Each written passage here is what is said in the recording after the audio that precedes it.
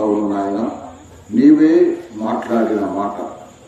ఈ మాట్లాడని మాటను మేము ధ్యానం చేస్తూ ఉండగా నీ ఆత్మ ద్వారా నీ దాసుని నోటికి నీ మాటలు అందించి నా ప్రభా నీవే సహాయం చేయండి. అవును నాయన, ఆలోచనలు తలంపులు నీవిగా ఇచ్చి పరలోకపు దేవా నీ దాసుని మాట్లాడించమని నేను అల్పుడ నశక్తుడను, నా వలన ఏమీ కాదు. ఈ నీ దీనదాసుని జ్ఞాపకం చేసుకుని నీ ప్రజలమైన మాతోను ఈ మైకు ద్వారా వింటున్న వారితో కూడా మీరు మాట్లాడి రక్షణ పొందని వారు రక్షణ పొందుటకును, రక్షించబడిన వారిని రాకడ కొరకు సిద్ధపడటకును నీ పరిశుద్ధాత్మ ద్వారా నీ కార్యము జరిగించమని నీ కరుణాహస్తాలకు అప్పగించుకుంటూ మా కొరకు త్వరగా రాబోతున్న యేసుక్రీస్తు ప్రభు మహిమగల నామమున స్తోత్రములు కృతజ్ఞతాస్తుతులు చెల్లించి ప్రార్థన చేసి వెళుతున్నాము తండ్రి. ఆమేన్.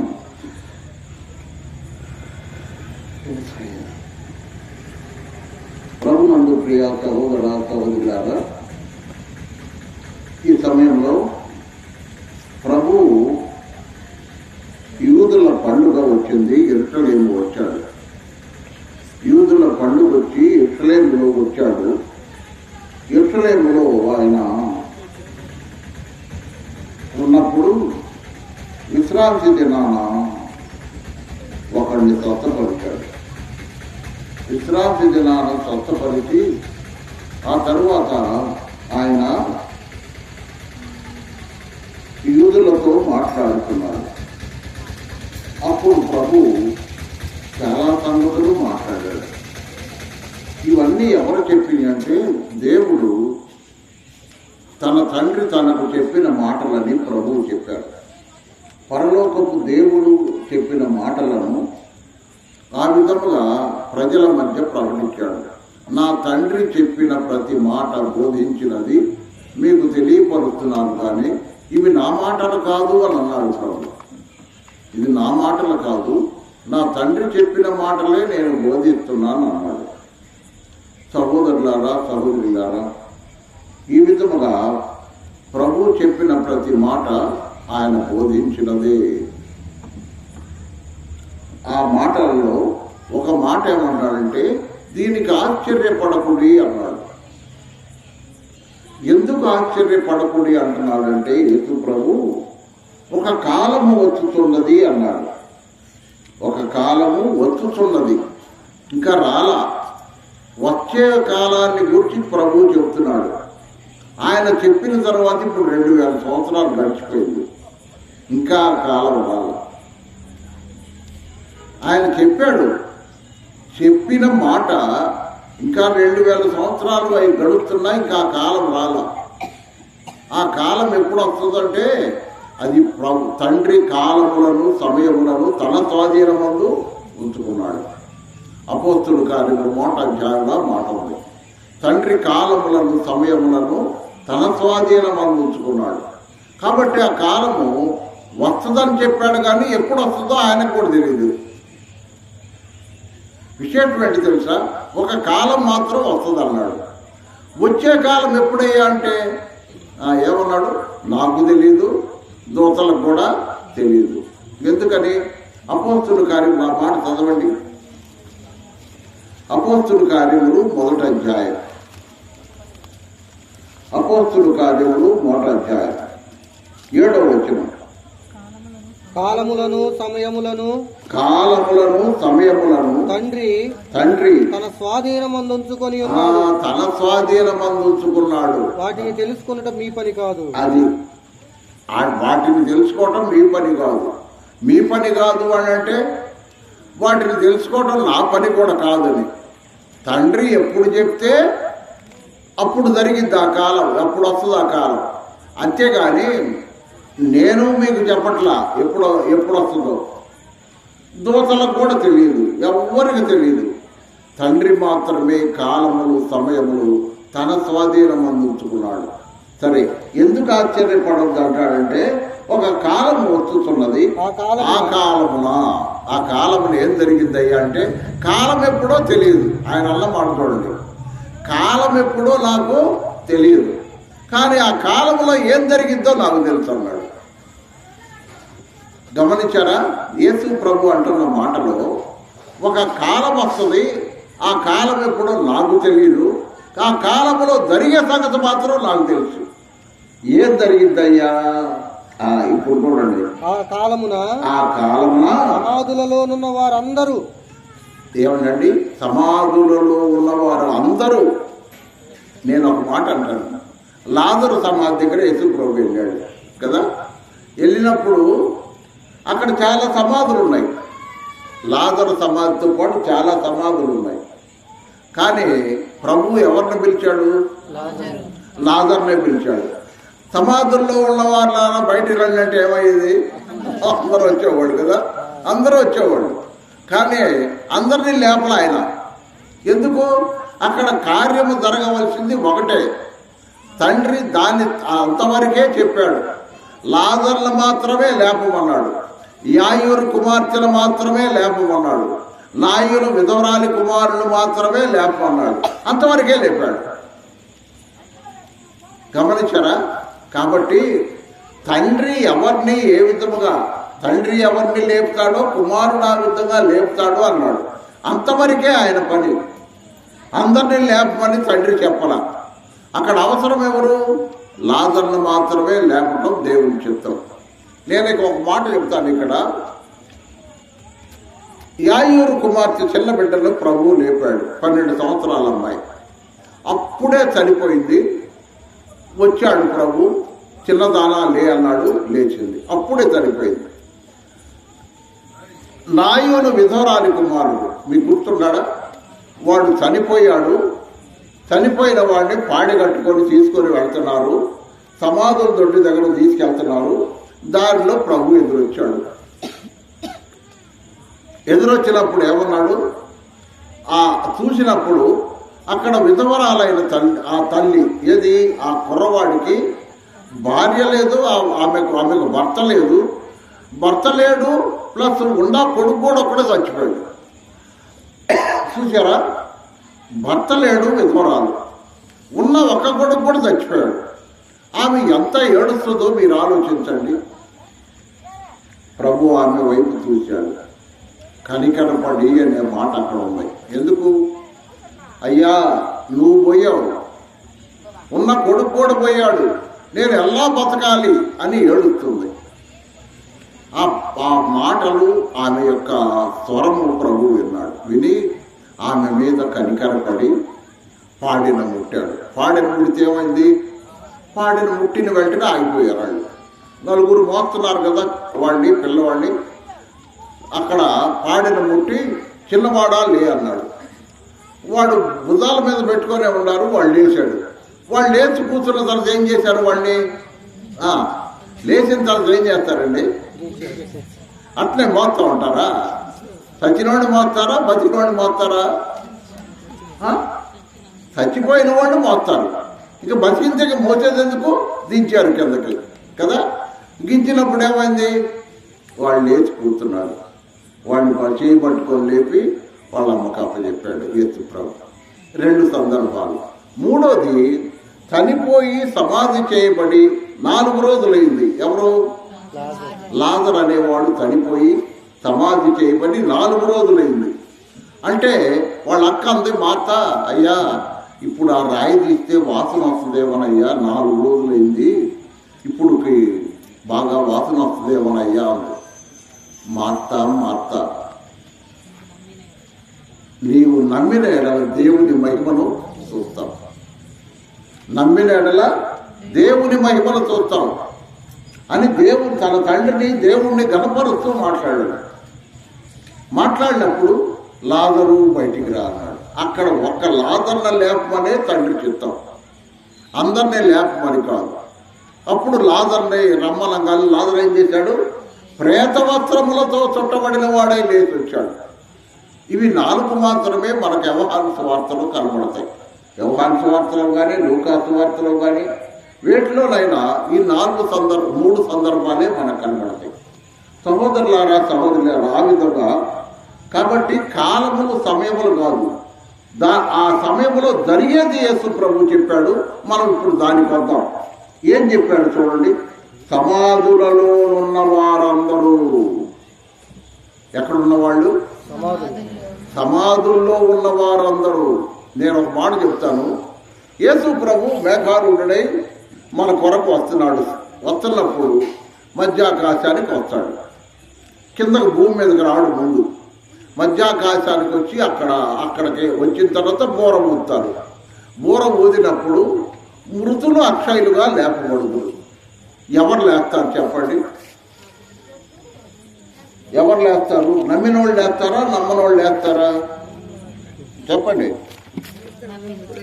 ఎవరు లేస్తారు? ఇక్కడ ఎవరని చెప్పాడు? ముందు ఎవరని చెప్పాడు? మేలు చేసిన వారు జీవ పునరుద్ధానమునకును. ఇక్కడ 2 మాటలు చెప్పాడు ప్రభు. మేలు చేసిన వారు, రెండవది కీడు చేసిన వారు. మేలు చేసిన వారు జీవ పునరుద్ధానమునకును, కీడు చేసిన వారు తీర్పు పునరుద్ధానమునకు బయటికి వచ్చేది. 2 కలిపి ఒకేసారి చెప్పాడు, కానీ రెండిటి కాలం ఒకటి కాదు. యేసు ప్రభు చెప్పింది 2 కలిపి ఒకేసారి చెప్పాడు, కానీ మేలు చేసిన వారి యొక్క కాలం వేరు, కీడు చేసిన వారి యొక్క కాలం వేరు. మేలు చేసిన వారిని ఏమన్నాడు చూడండి.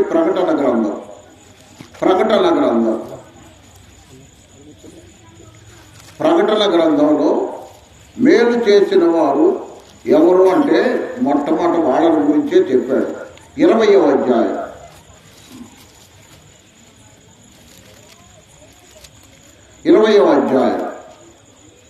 4వ వచనంలో చివరి లైన్ చదువుతున్నా. మరియు అయ్యా చూడండి, 4వ లైన్లో వారు బ్రతికిన వారై 1000 సంవత్సరములు క్రీస్తుతో కూడా రాజ్యం చేసి ఆ 1000 సంవత్సరములు గడుచు వరకు కడమ మృతులు లేవలేదు. ఇదే మొదటి పునరుద్ధానము. గమనించారా? ఈ రాత్రి దేవుని వాక్యం వింటున్న మొదటి పునరుద్ధానం ఎవరంట?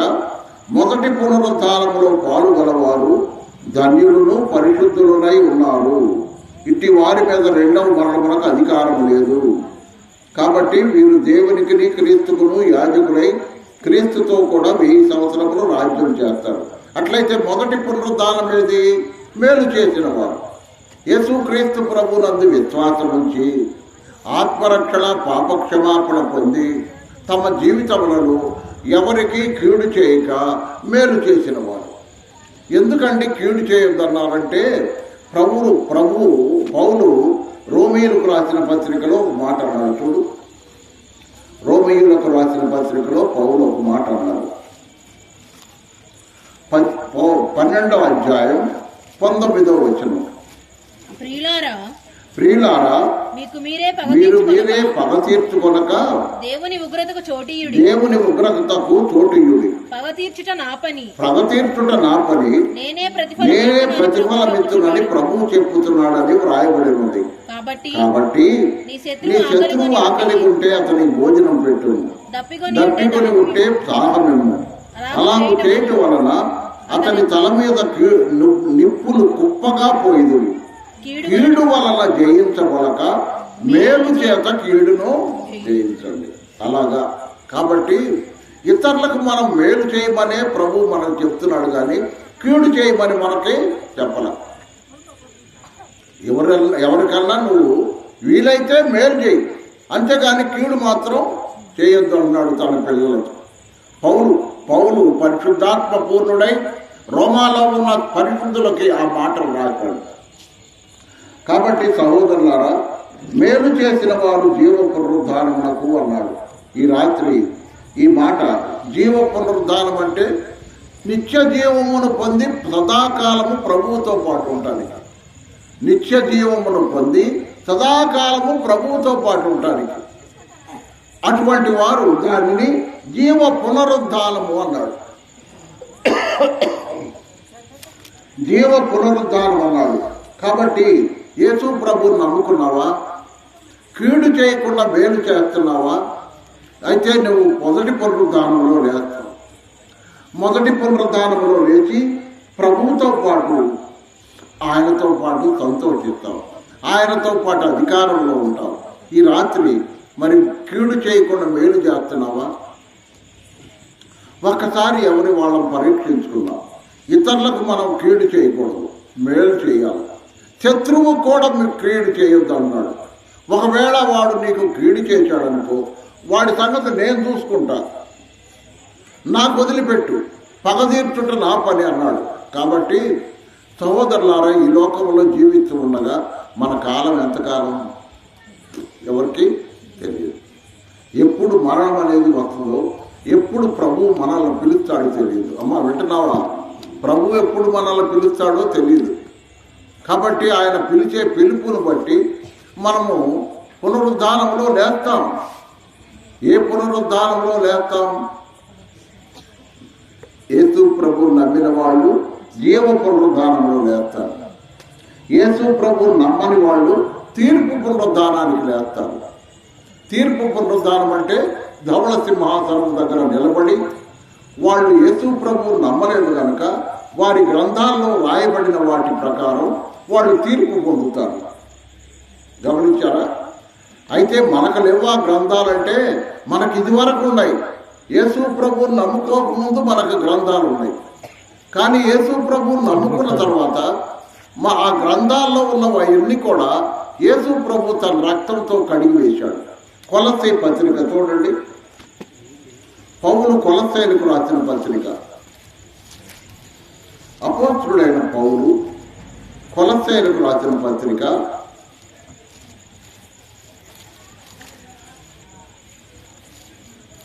2వ అధ్యాయం 13-15 వచనాలు.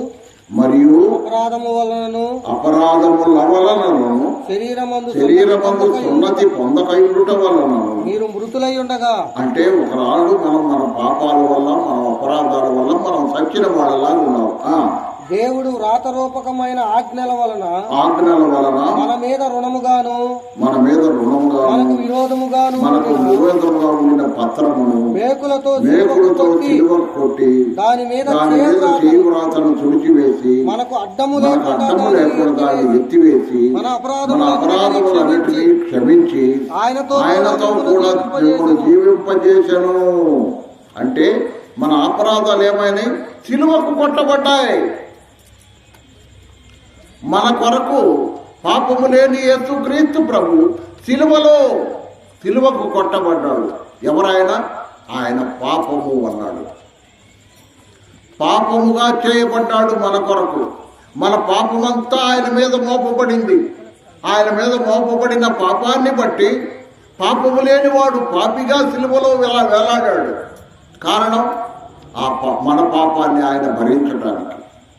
కాబట్టి ఆయన మన మేకులతో మనకు విరోధముగా ఉన్న పత్రమును సిలువకు కొట్టి దాని మీద చేవ్రాతను తుడిచివేసి మన పాపాలన్నీ తుడిచివేయబడ్డాయి. ఎలాగా? సిలువలో ఆయన కార్చిన రక్తముతో మన పాపాలన్నీ కడిగివేయబడ్డాయి. అపరాధములన్నిటినీ క్షమించాడు దేవుడు.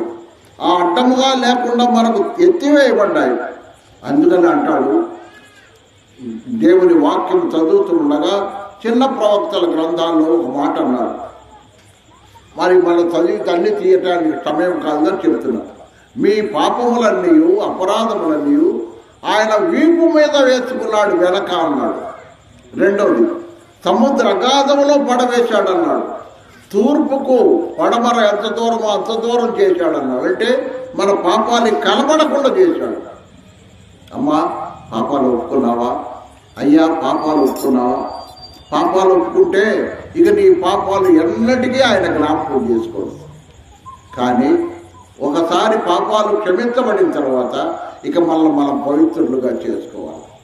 మన హృదయాలను ఆయన కడిగాడు, తన రక్తముతో కడిగాడు, పాప క్షమాపణ ఇచ్చాడు, ఆయనతో కూడా మిమ్మల్ని జీవింపజేశాడు. ఆ విధంగా చేసి ప్రభు మనకు ఇచ్చిన రక్షణను మనం కాపాడుకోవాలి. ఒకసారి రక్షించాడు, తన రక్తముతో హృదయాలను కడిగాడు, పాప క్షమాపణ ఇచ్చాడు. మళ్ళీ పాపంలోకి పోతున్నావా? ఒకటి, పాపము నుండి విమోచించబడిన ప్రతి ఒక్కరూ మళ్ళీ పాపములోకి పడకుండా పట్టడానికి కారణం ఒక మాట చెప్తారు. పాపములో ఉన్న వారితో స్నేహం చేస్తే మళ్ళీ పడతావు. నీ స్నేహం మారాల, నీ సావాసం మారాల. యేసు ప్రభు నమ్మిన తరువాత నమ్మిన వాళ్ళతోటే నువ్వు సావాసం చేయాలి, కానీ నమ్మని వాళ్ళతో నువ్వు సావాసం చేయకూడదు. చేస్తే మళ్ళీ పాపంలో పడటానికి అవకాశం ఉంది. ఒకసారి క్షమించాడు, సారికి కాదు. ఎపిసి మరి రెండో కొరింథీ పత్రికలో ఏమని చెప్పాడు చూడండి. 2 కొరింథీ పత్రిక 7వ అధ్యాయం 1వ వచనం చదువుదాం. ప్రియులారా, మనకి ఈ వాగ్దానములు కలిగి ఉన్నవి గనుక దేవుని భయముతో పరిశుద్ధతను సంపూర్తి చేసుకుంటూ శరీరమునకును ఆత్మకును కలిగిన కల్మషము నుండి మనలను పవిత్రులనుగా చేసుకొందము. మనమే చేసుకోవాలి. ఇక సారికి సిలువ రక్తంతో కడగడం. తప్పు చేసి సారికి వచ్చి ప్రభువా నీ రక్తంతో నన్ను గడగంటే అట్ట కుదరదు. ఒక్కసారి కడుగుతాడు, సంపూర్తిగా నీ హృదయాన్ని శుద్ధి చేస్తాడు, పరిశుద్ధుడుగా పరిశుద్ధురాలుగా చేస్తాడు. ఇక ఆ తర్వాత మనం ఆయన ఇచ్చిన ఆ పరిశుద్ధమైన హృదయాన్ని కాపాడుకోవాలి. పరిశుద్ధమైన హృదయాన్ని మనం కాపాడుకోవాలి.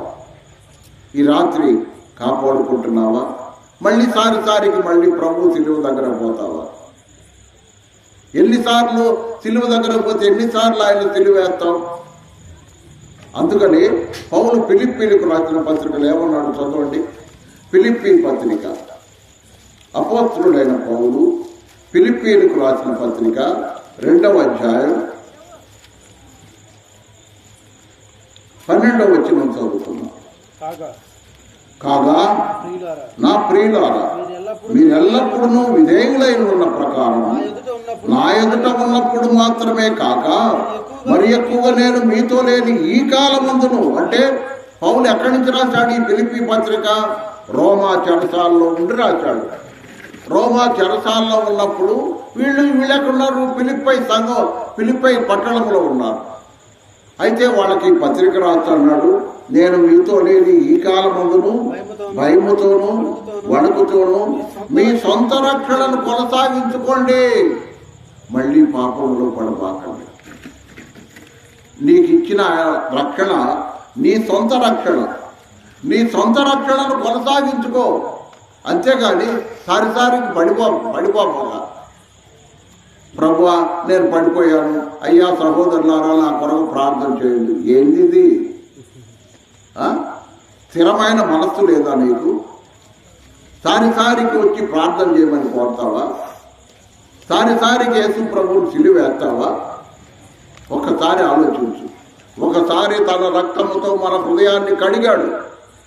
కడిగి అమ్మా నీ హృదయాన్ని కడిగాలి, ఇక పాపం లేదు నీలో, నువ్వు పరిశుద్ధుడు అని ఆ హృదయాన్ని మనలో ఉంచాడు. ఏ హృదయం అది? కడగబడిన హృదయం. ఉంచినప్పుడు దాన్ని మళ్ళీ మైలా మట్టు లేకుండా పాపము చేరకుండా మనం కాపాడుకోవాలి. ఈ లోకంలో జీవిస్తూ ఉండగా మనల్ని మనం కాపాడుకోవాల్సిన బాధ్యత మన మీద ఉంది. కాపాడుకుంటున్నావా? లోక మాలిన్యము నుండి కాపాడుకుంటున్నావా? లోకంలో ఏదేది మాలిన్యమో బైబిల్ చెప్తుంది. వాటన్నిటి నుంచి నువ్వు కాపాడుకుంటే అదే మేలు, అదే నీ ఆత్మకు నువ్వు చేసే మేలు. కాబట్టి ఒక కాలం వస్తున్నది. ఆ కాలంలో సమాజంలో ఉన్న వాళ్ళందరూ ఆయన శబ్దము విని. ఎవరి శబ్దం? ఆయన శబ్దం. ఎలాగుంటుందో ఆయన శబ్దం ఒకసారి చూద్దాం. చూడండి,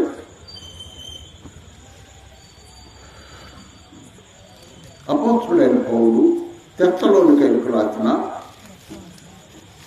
మొదటి తెస్సలోనికై పత్రిక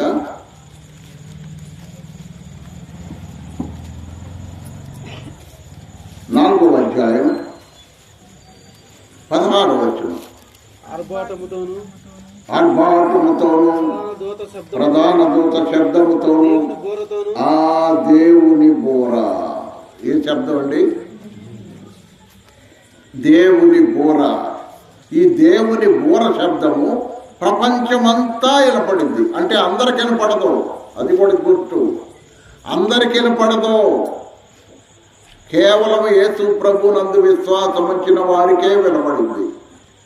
ఎందుకండి ఆ మాట అన్నారంటే, అందరికి చెవులు లేవా? ఉండయి.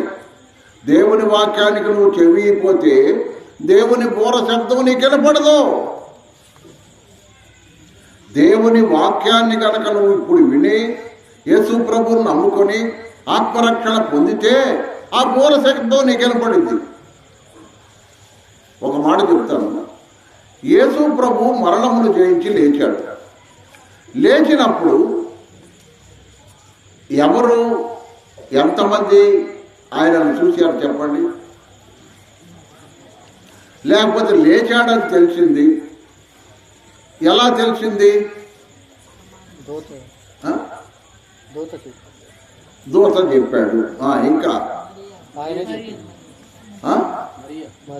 దూతలు చెప్పారు. తర్వాత మరియ చెప్పింది లేచాడు, నేను చూచాడని. గమనించారా? అప్పుడు యెరూషలేము పట్టణంలో ఉన్న ప్రజలంతా ఏం చేస్తున్నారు?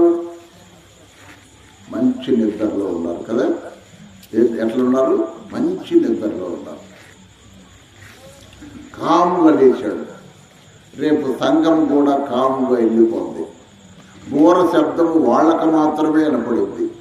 యేసు ప్రభునందు విశ్వాసం ఉంచిన వారికే ఆ బోర శబ్దం వినపడింది. అయితే ఎదురు చూస్తున్నావా? బోర శబ్దం వినపడిద్దని ఆలోచన కలిగి ఉన్నావా? బోర శబ్దం వినపడిద్దని నిరీక్షణ కలిగి ఉన్నావా? ఆ బోర శబ్దం కొరకు ఎదురు చూస్తున్నావా? దేని కొరకు ఎదురు చూస్తున్నావా? ఆర్భాటంబుతో కడబోర శబ్దంబుతో మేఘములపై ఆ ప్రభు వేగముగా దిగి వచ్చు. ఎంతవరకు? మధ్యాకాశం వరకే వస్తాడు. అక్కడికే ఉంటాడు. ఎందుకో తెలుసా?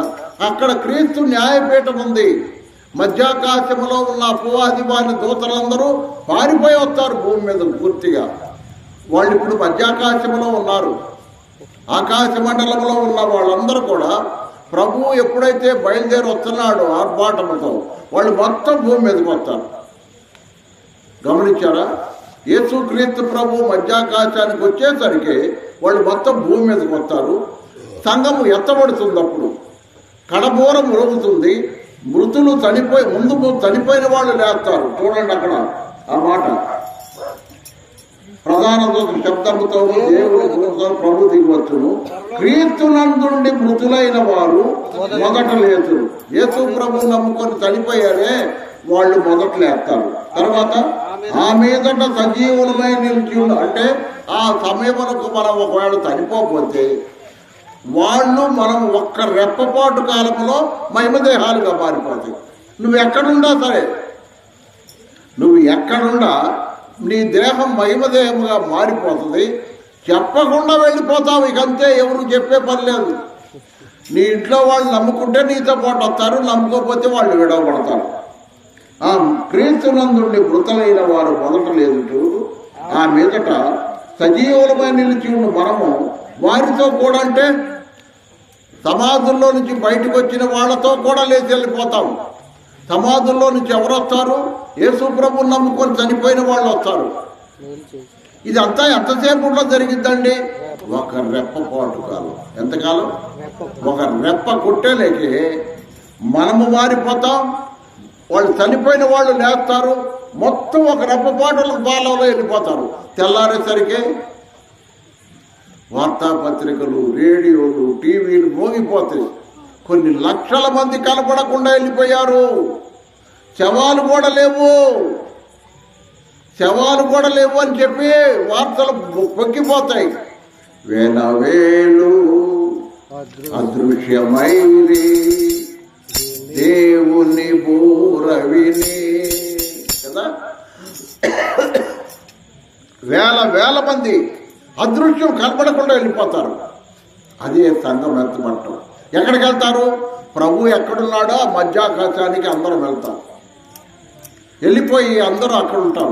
ఇది మొదటి పునరుద్ధానం. ఇక అక్కడి నుంచి లెక్క వేసుకో. 7 ఏళ్ల విందు ఎన్ని సంవత్సరాలు అండి? క్రీస్తు న్యాయపీఠం మీద అయిపోయింది. అక్కడికి వెళ్ళిన తర్వాత మనల్ని ప్రభువు లెక్క అడుగుతాడు. లెక్క అడిగిన తర్వాత గొర్రె పిల్ల వివాహ మహోత్సవము అది మొత్తం అయ్యేలేకే 7 ఏళ్ళు పట్టింది. ఎంతకాలం? 7 ఏళ్ళ ఎందుక యేసు రాజుగా వచ్చుచున్నాడు, ఉంటారు. తర్వాత 7 ఏళ్ళు పరిశుద్ధులకు విందవుతుంది, 7 ఏళ్ళు లోకం మీదకి శ్రమలు. మనం వెళ్ళిపోయిన వెంటనే మహాశ్రమలు మొదలవుతాయి భూమి మీద. సంఘము వెళ్ళిపోయిన వెంటనే భూమి మీద మహాశ్రమలు మొదలవుతాయి. తెల్లారిపోటీకి టీవీల్లో అదిగో క్రీస్తు విరోధి వచ్చేసాడు, అదిగో మెస్సియా వచ్చేసాడు అంటారు. ఏడి టీవీల్లో, అన్ని టీవీల్లో నువ్వు ఏ ఛానల్ పెట్టినా అతడే కనపడతాడు. అతడే క్రీస్తు విరోధి, అతడే ప్రకటన గ్రంథము 13వ అధ్యాయం చెప్పబడిన క్రూర మృగం. వాడితో పాటు అబద్ధ ప్రవక్త వస్తాడు, వాడితో పాటు అబద్ధ ప్రవక్త కూడా తయారవుతాడు. వీళ్ళు ఎంత ఎవరంటే ఎవరో కాదు. రోమా ప్రభుత్వపు కాలం నుంచి రోమా ప్రభుత్వం ఇంకా కొనసాగుతుంది. ఆ రోమాలో నుంచే వస్తాడు, యూదుల్లో నుంచే వస్తాడు. ఆ వచ్చిన వాడు ప్రపంచాన్ని ఏలటానికి వస్తాడు. వాడు నేను క్రీస్తును అని చెప్తాడు. కాదు, వాడు క్రీస్తు కాదు, క్రీస్తు విరోధి. వాళ్ళని అందరూ ఎమ్మడిస్తాడు. ఎట్లా ఉంటాడయ్యా? ఇప్పుడు ఫోటోల్లో కనపట్లా, ఎట్లా ఉన్నాడో అలాగే ఉంటాడు. ఓ అవును యేసయ్యా. ఒకసారి చెప్పాను, మీకు గుర్తుందా? అమెరికాలో ఒక ఊరి ఇంట్లోకి ఒక అతను అంతా యేసు ప్రభు గెటప్లో గడ్డం కానీ ఎంట్రుకలు కానీ అంతా అంగీ వేసుకొని వచ్చేసి తలుపు కొట్టాడంట. ఆమె ఏమంది? తలుపు కొట్టగా తీసి ఆశ్చర్యపోయింది. ఆశ్చర్యపోయలేక అవునమ్మా నేను యేసు ప్రభునంది. ఒక్క క్షణం ఆలోచించింది. పరిశుద్ధాత్ముడు ఒక ఆలోచన ఇచ్చాడు. యేసు ప్రభు అయితే నీ చేతులు చూపి అంది. యేసు ప్రభువేనా? నీ చేతులు చూపి, నీ కాళ్ళు చూపి అంది. ఎందుకని? యేసు ప్రభుకి ఏముంటాయి? మేకులు గుర్తులు. పరలోకంలో కూడా మేకులు గుర్తులు ఉన్నాయని ప్రకటన గ్రంథంలో రాశాడు. గమనించారా? మేకులు గుర్తులు లేవు. నీకు మేకులు గుర్తులు లేవయ్యా, నువ్వు యేసయ్యవు కాదు, పో అని తలిపేసింది. గమనించారా? కాబట్టి మన ప్రభువును మనం గుర్తుపట్టాలి. ఒకటే, పాదముల మీద చేతుల మీద మేకులు గుర్తులు. మన కొరకు సిలువలు, ఆయన పాదములలో మేకులలో శీలలు కొట్టబడ్డాయి. ఆ విధముగా మేకులు గుర్తులే మనకు ప్రభు గుర్తు. వాడు మధ్యాకాశంలో మనం 7 సంవత్సరాలు ఉంటాం. గొర్రెపిల్ల వివాహ మహోత్సవం విందు అక్కడ జరుగుతూ ఉంటుంది. మనకి భూమి మీద మహాశ్రమలు 7 సంవత్సరాలు జరుగుతూ ఉంటాయి. 7 సంవత్సరాలు అది అయిపోయేలేకే ఇంకా ప్రభు మనతో పాటు బయలుదేరి 1000 ఏళ్ల పరిపాలన, ఆయనతో పాటు ఇక సదాకాలం ఉంటాం. క్రీస్తువి రావటంతో ఒలీవల కొండ మీద ఆయన కాలు పెడతాడు. చూడు, చదువుదా మాట. జకరియా గ్రంథం, మలాకి గ్రంథం ఉంది చూడు, ఆఖరిలో దానికి ముందు ఉంటుంది జకరియా గ్రంథం. 14వ అధ్యాయం 4వ వచనమున, ఆ దినమున యెరూషలేము ఎదుట తూర్పు తట్టునున్న ఒలీవ కొండ మీద ఆయన పాదములు ఉంచగా, అంటే ఏ ఒలీవ కొండ మీద నుంచి శిష్యులు చూస్తుండగా పరలోకానికి వెళ్ళాడు, అదే ఒలీవ కొండ మీదకి వస్తాడు, దిగి వస్తాడు. అందువల్లనే ఒలీవల కొండ మీద ఏం బిల్డింగులు కట్టట్లేదంట. ఈ మధ్య ఒక ఆయన 5 స్టార్ హోటల్ కడదాం, అది ఖాళీ ఉంది కదా, అందరూ ఆ కొండ మీదకి వస్తారు, బాగా విశ్రాంతి తీసుకుంటారు, మన వ్యాపారం బాగా జరిగిందని ఒలీవల కొండ దగ్గరికి వెళ్ళాడట. వెళ్ళి కట్టడానికి మొదలు పెట్టాలని ఆ పురావస్తు శాఖ వాళ్ళు అని పిలిచాడు. ఇంజనీర్లు అన్నాడంట, అయ్యా ఈ కొండ మీద ఏమీ కట్టకూడదు, ఈ కొండ ఒకనాడు పగిలిపోబోతుంది, ఈ కొండ మీద ఏమీ కట్టకూడదు. ఎందుకని? అవునయ్యా, దాని పరిస్థితి చూస్తే ఇవాళ రేపు పగిలేటట్టుగా ఉంది అని అన్నమాట. వాము కోట్లు పెట్టి కట్టేవాడిని నేను అని అన్నాడు. చూడండి, ఒలీవల కొండ మీద ఆయన పాదములు ఉంచగా ఒలీవల కొండ తట్టునకును పడమటి తట్టునకును నడిమికి విడిపోయి సగం కొండ ఉత్తర తట్టునకును సగం కొండ దక్షిణపు తట్టునకును జరుగును. కనుక విశాలమైన లోయ ఒకటి ఏర్పడును. కొండల మధ్య కనబడు లోయ ఆజీలు వరకు సాగుగా మీరు నా కొండ లోయలోకి పారిపోవదురు. యూదులను పారిపోయేటట్టు చేస్తాడు వాడు. మొట్టమొదట యూదులను దగ్గర చేస్తాడు, ఇశ్రాయేలీయులతో నిబంధన చేస్తాడు. నేనే క్రీస్తుని అంటే వాళ్ళు నమ్ముతారు. తర్వాత ఏమైంది? వాడు వచ్చి మందిరంలో కూర్చుంటాడు. యెరూషలేములో దేవుని మందిరంలో కూర్చొని నేనే, నన్ను పూజించండి అంటాడు. అప్పుడు ఇశ్రాయేలీయులకు రాజులు, ఇశ్రాయేలీయులకను యూదులకి వాళ్ళకి గొడవ వస్తుంది. వాడితోటి వాళ్ళని తరుగుతాడు. తడిగినప్పుడు ఎప్పుడైతే వాళ్ళు తరం పడతారో అప్పుడు 1000 ఏళ్ల పరిపాలన కొరకు ప్రభువు దిగి వస్తాడు. ఒలీవల కొండ మీద పాదం పెడతాడు. పాదం పెట్టినప్పుడు కొండ చీలిపోద్ది. ఆ తర్వాత వాళ్ళని జయిస్తాడు. తన నోటి ఊపిరి చేత అంటే దేవుని వాక్యము ద్వారా క్రీస్తు విరోధిని జయించి వాడిని అబద్ధ ప్రవక్తను తీసుకెళ్లి పాతాళ అగ్నిగుండంలో వేస్తాడు, తాళం వేసేస్తాడు. ఇక ఆ తర్వాత 1000 ఏళ్ల పరిపాలన ప్రభువుతో పాటు మనం అందరం చేస్తాం. ఈ లోకంలో ఎలా జీవించాము, ప్రభు కొరకు ఎలా నమ్మకంగా ఉన్నాము, ఎలా మేలు చేశాము, ఆ విధంగా మనం జీవిస్తాం. ఇప్పుడు 1000 ఏళ్ల పరిపాలన అయిపోయిన తర్వాత అప్పుడు యోహాను సువార్త మళ్ళీ వెళ్దాం. చూడండి, ఆ మాట చెప్పి నేను ముగిస్తాను. యోహాను సువార్త 5వ అధ్యాయం, యోహాను సువార్త 5వ అధ్యాయం 28వ వచనం చదువుదాం. దీనికి ఆశ్చర్యపడకుడి, మేలు చేసిన వారు దేవ పునరుద్ధారణ. ఇప్పుడు చెప్పేశాను. ఇప్పుడు కీడు చేసిన వారు తీర్పు పునరుద్ధానానికి బయటికి వస్తారు. కాబట్టి ఎంతకాలం చెప్పండి? సంఘము ఎత్తబడిన తర్వాత 7 సంవత్సరాలు, 1000 సంవత్సరాలు. 7 సంవత్సరాల తర్వాత కానీ యేసు ప్రభువుని నమ్మకుండా చనిపోయిన వాళ్ళు అప్పుడు దాకా లేవరు. యేసు ప్రభువుని నమ్ముకున్న వాళ్ళు అప్పుడు దాకా లేవరు. ప్రకటన గ్రంథం 20వ అధ్యాయంలో మాట చెప్పాడు చూడు. ప్రకటన గ్రంథం 20వ అధ్యాయం 6వ వచనం. ఈ మొదటి పునరుద్ధానములో పాలువారు వారు ధన్యులను. దానిపైన క్రీస్తు 1000 సంవత్సరములు క్రీస్తుతో కూడా రాజ్యం చేసింది. ఆ 1000 సంవత్సరములు గడుచు వరకు కడమ మృతుకులు బ్రతకలేదు. కడమ మృతులు అంటే చచ్చిపోయి నమ్మకోకుండా చచ్చిపోతారే, వీళ్ళు అప్పుడు దాకా లేవరు. ఎప్పుడు లేస్తారు? 1000 ఏళ్ల పరిపాలన అయిన తర్వాత లేస్తాడు. అప్పుడు క్రీస్తు విరోధి సాతాను కూడా బంధించబడతాడు. 1000 ఏళ్ల పరిపాలనలో ఉన్నప్పుడు నీతి న్యాయములు పరిపాలిస్తాడు యేసు ప్రభు.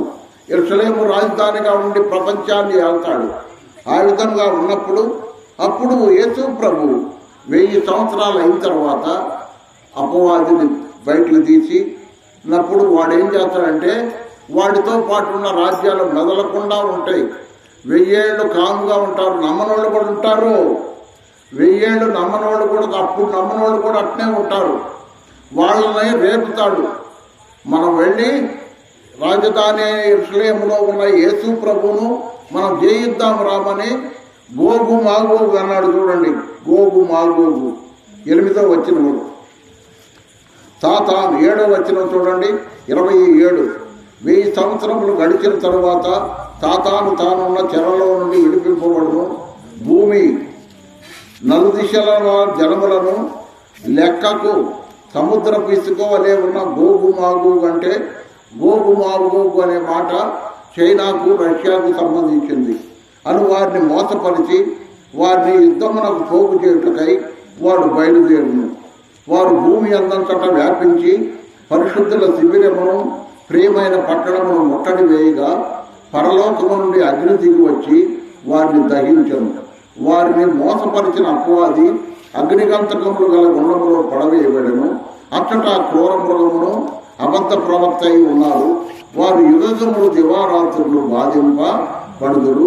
ఆ తర్వాత 1000 ఏళ్ల సింహాసనము అయిపోయిన 1000 ఏళ్ల పరిపాలన అయిపోయిన తర్వాత అప్పుడు ప్రభు ధవళ సింహాసనం మీద కూర్చుంటాడు. ధవళ సింహాసనం అంటే నమ్మనోళ్ళకు తీర్పు. నమ్మిన వాళ్ళు జీవ పునరుద్ధానాన్ని పొందారు, నమ్మని వాళ్ళకి తీర్పు పునరుద్ధానం, 1000 ఏళ్ల పరిపాలన ఇతడవుతా. అంటే నమ్మిన వాళ్ళకి నమ్మని వాళ్ళకి మధ్యలో కాలం ఎంత? 7 సంవత్సరాలు ఒకటి, 1000 సంవత్సరాలు ఒకటి. 1007 సంవత్సరాలకి నమ్ముకోకుండా చచ్చిపోయిన వాళ్ళు అప్పుడు లేస్తారు. ఎందుకు? తీర్పు కొరకు. అప్పుడు తీర్పు కొరకు లేస్తారు. వాళ్ళందరూ గ్రంథాలు విప్పుతారు. ఆ గ్రంథాలను వాళ్ళు చేసిన తప్పులకి, యేసు ప్రభు నమ్మనందుకు, వాళ్ళు చేసిన పాపాలకు వాళ్ళ శిక్ష విధించబడుతుంది. నిత్య నరకాగ్ని గుండానికి వెళ్ళిపోతారు. గమనించారా? 1000 సంఘము ఎత్తబడిన దగ్గర నుండి 1007 సంవత్సరాలకు దాకా నమ్మని వాళ్ళు లేవనే లేవరు. నమ్మిన వాళ్ళు మొదట లేస్తారు. లేచిన తర్వాత మధ్యాకాశానికి వెళ్తాం. అక్కడి నుంచి 1700 సంవత్సరాల తర్వాత నమ్మని వాళ్ళు లేస్తారు. వాళ్ళే కీడు చేసిన వారు. తీర్పు పునరుద్ధానం జరుగుతుంది. ఎవరు వాళ్ళు? వాళ్ళు గొప్పవారేమి కొద్దివారేమి అందరూ లేస్తారు. యేసు ప్రభు నమ్ముకోకుండా చనిపోయిన వాళ్ళందరూ లేస్తారు, తీర్పులో నిలబడతారు. యేసు ప్రభు వాళ్ళ గ్రంథాల్లో ఉన్న ప్రకారం వారి వారి క్రియల చొప్పున వారికి తీర్పు తీర్చబడుతుంది. వారు నిత్య నరకాగ్ని గుండానికి వెళ్ళిపోతారు. అది తీర్పు పునరుద్ధానం. చూసారా ప్రియులారా? ప్రభు చెప్పిన కాలము ఎప్పుడు ఏం జరిగిందో చెప్పాడు, కానీ ఎప్పుడు సంఘం ఎత్తబడిందో చెప్పాల. కాబట్టి మనం ఎదురు చూడాలి. కాబట్టి మహాశ్రమల కాలంలో ఉన్న వాళ్ళు ఏమనుకుంటారంటే, వాళ్ళు పోయి హాయిగా అక్కడ ఉన్నారు, మనం ఈ బాధలు పడుతున్నాము అనుకుంటారు. అప్పుడు అనుకుంటే ప్రయోజనం ఉంది. కాబట్టి ఉన్నప్పుడే, సంఘము భూమి మీద ఉన్నప్పుడే యేసు ప్రభువును నమ్ముకొని ఆత్మరక్షణ పాపక్షమాపణ పొంది సంఘములో చేర్చబడి, సంఘము ఎత్తబడక మునిపే సంఘములో చేర్చబడండి. లేదా సంఘము ఎత్తబడిందంటే ఇక నువ్వు మహాశ్రమల కాలంలో ఉండాల్సిందే. ఆ మహాశ్రమల కాలంలో ఎందుకుండామా అని చనిపోవటానికి ప్రయత్నం చేసినా మరణం రాదు. ప్రకటన గ్రంథం చదువుకోండి. ఎంత ప్రయత్నం చేసినా మరణం కూడా రాదు. కానీ క్రీస్తు విరోధి యేసు ప్రభువును అప్పుడు నమ్ముకుంటారు కొంతమంది, కానీ వాళ్ళని హింసిస్తాడు, వాళ్ళని చంపుతాడు. చంపినా పర్వాలేదు, ప్రభు కొనుక్కుంటామని కొందరు నిలబడతారు. వాళ్ళు మళ్ళీ అక్కడ ప్రభు దగ్గరకు వస్తారు. కాబట్టి సంఘం ఉన్నప్పుడే ఎత్తబడి సంఘములో ఎత్తబడక మునిపే చేరండి. పడవెళ్ళిపోతున్నది రక్షణనిచ్చే పడవెళ్ళిపోతున్నది. కాబట్టి సంఘం వెళ్ళిపోకముందే సంఘంలో చేరండి. ఎత్తబడే సంఘంలో చేరండి. ఎక్కడ అపోస్తలుల బోధ ఉంటుందో, ఎక్కడ సహవాసం ఉంటుందో, ఎక్కడ రొట్టె విరుచడం ఉంటుందో, ఎక్కడ ప్రార్థన ఉంటుందో ఆ సంఘంలో చేరండి. పలానా సంఘం అని నేను చెప్పను. ఎక్కడ అపోస్తలుల బోధ, సహవాసము, రొట్టె విరుచుట, ప్రార్థన చేయటం ఉంటుందో ఆ సంఘంలో చేరండి. ఆ సంఘం ఎత్తబడింది. కాబట్టి చేరావా? చేరకపోతే ఇప్పుడైనా నిర్ణయం తీసుకొని సంఘంలో చేరి సంఘం ఎత్తబడక ముందే ప్రభువు నమ్ముకొని ఆత్మరక్షణ పాప క్షమాపణ పొంది ప్రభు కొరకు ఎదురు చూడమని ప్రభు పేరట ప్రేమతో బతిమాలి పెడుతున్నాం. కాలము మనకు తెలియదు, యేసు ప్రభు కూడా తెలియదు. ప్రార్థన చేసుకున్నాం. పరిశుద్ధుడు అయిన మా తండ్రి, ఇంతవరకు నిన్ను కూర్చిన నీ రాకడను కూర్చిన సంగతులు మేము ధ్యానం చేయటానికి నీ దాసుని నోటికి నీ మాటలు అందించి